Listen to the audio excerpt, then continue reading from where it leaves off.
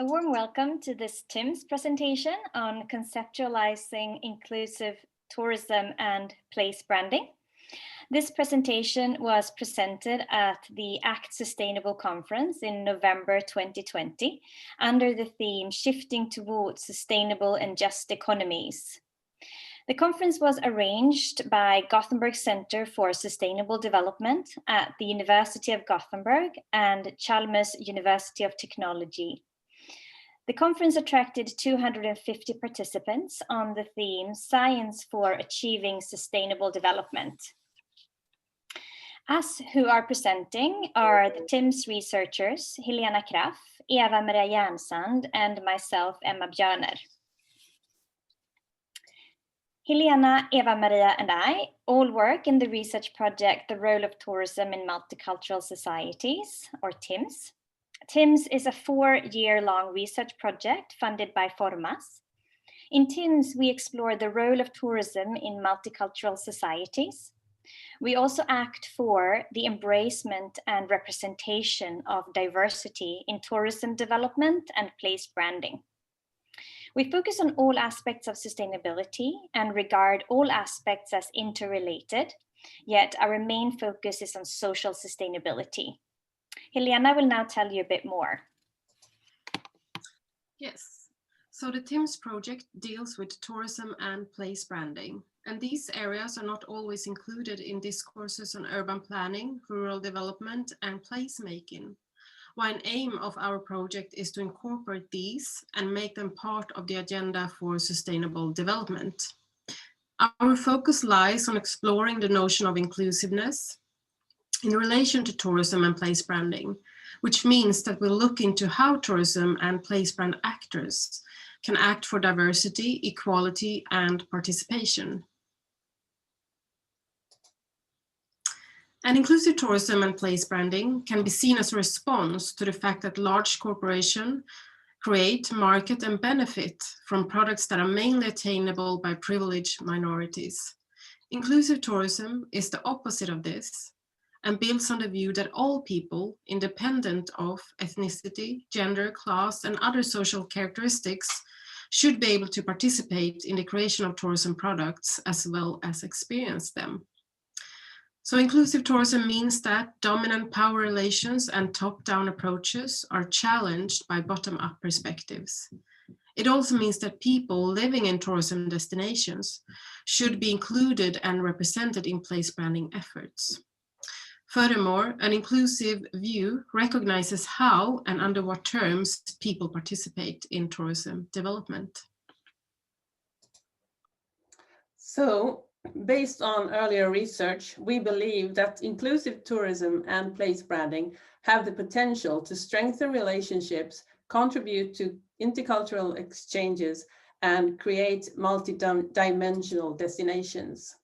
However, we also believe the ethical ambitions of inclusive tourism and place branding need further investigations. The concept developments are yet at an early stage, and studies examining how the concepts are implemented in practice are scarce. The aim with our research in TiMS is therefore to contribute to the conceptualization of inclusive tourism and place branding, including their principles and delimitations.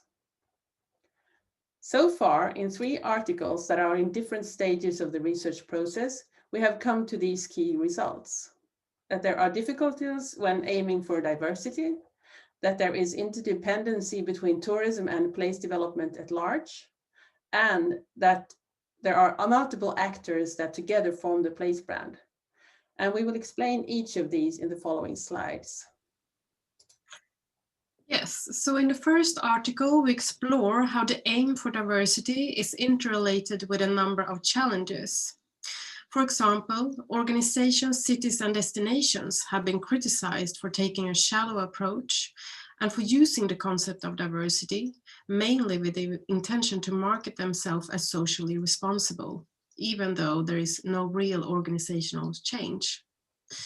In TiMS, we have looked at food events in which food from different cultures is offered to visitors. And there are opportunities in such events, including intercultural exchange. However, there are also risks of stereotypification and exploitation, where multicultural attributes are valued mainly for their difference, and where only minority cultures are labeled as multicultural. The major implications of the second article are that inclusiveness is not only about resident involvement through consultation or being able to consume tourism products, but an integrated perspective on knowledge and development. For instance, there are numerous available educations, guidelines, recommendations, and even laws regarding citizen consultation and dialogue, for example, in urban planning.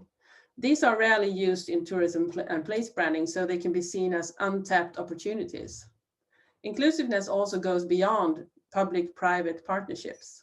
It means other instances of the public sector than destination management organizations, as well as smaller units, such as community-based organizations, should be strategically involved. And in the third article, we align with a stakeholder-centric approach that more and more is gaining ground in place branding and tourism development. This approach downplays the role of resourceful branding authorities and instead regard them as only one among many stakeholders or actors that together form the place brand. By looking at the branding of a small town in Dalsland, Sweden, we find that a plurality of actors or authors are creating a collection of narratives and contribute to forming the culture, identity, and brand of the place.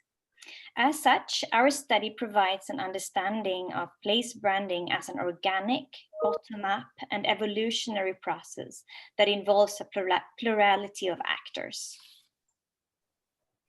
All in all, our findings so far indicate that for inclusive tourism to live up to its promise and develop into a just form of sustainable tourism, scholars and industry actors need to engage in critical discussions and procure knowledge regarding its complexity.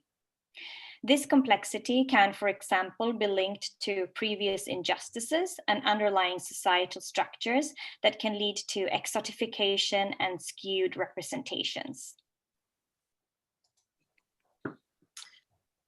So this was a short presentation of some of the research we are conducting within TiMS. And you can find more information on the TiMS webpage, and do feel free to contact us if you're interested in the project. I can also say that we have a lunch webinar series focusing on tourism, design, and place development. So you can contact us if you're interested in participating in that. And we do have new topics for each seminar.